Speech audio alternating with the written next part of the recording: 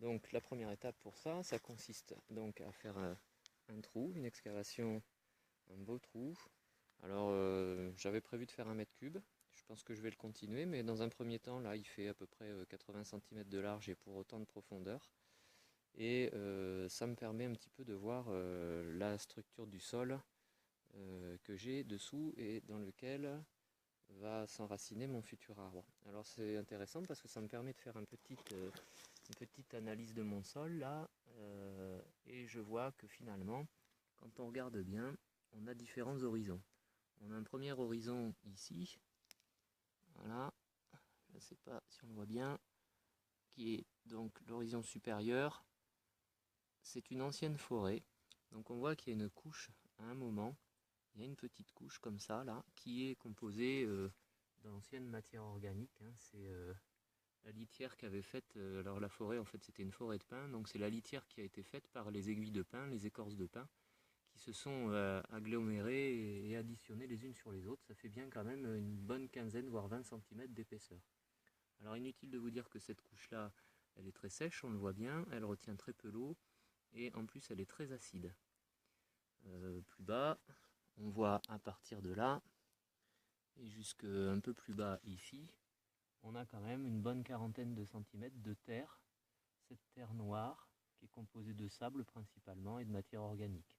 Très acide aussi, sable très compact dans les lendemains, il se compacte beaucoup. C'est un problème d'ailleurs. Et puis dessous, encore plus bas, on va retrouver ce qu'on appelle l'allios. L'allios, c'est cette partie que vous voyez qui est rougeâtre un peu.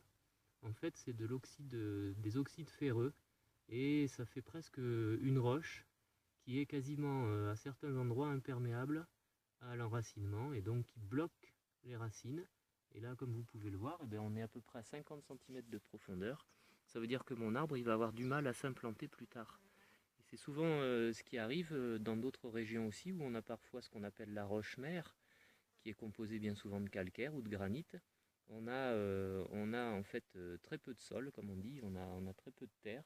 Et quand les arbres arrivent à cette roche-mère, ben, enfin, la racine des arbres arrive à cette roche-mère, c'est difficile pour eux de s'installer. Alors notamment de s'ancrer, hein, donc ça veut dire que s'ils sont mal ancrés, qu'ils ont une grosse prise au vent, ils peuvent tomber. Et en même temps, pour se nourrir, c'est difficile également. Voilà, donc cet allios, on peut le voir, là j'en ai sorti quelques morceaux.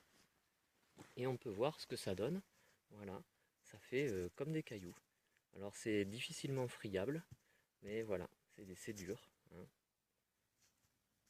Voilà, et puis après quand on est passé sous l'allios, on retrouve à nouveau une petite couche de sable qui là après va être plus profonde, hein, sans problème. Là par contre, les racines pourront pénétrer.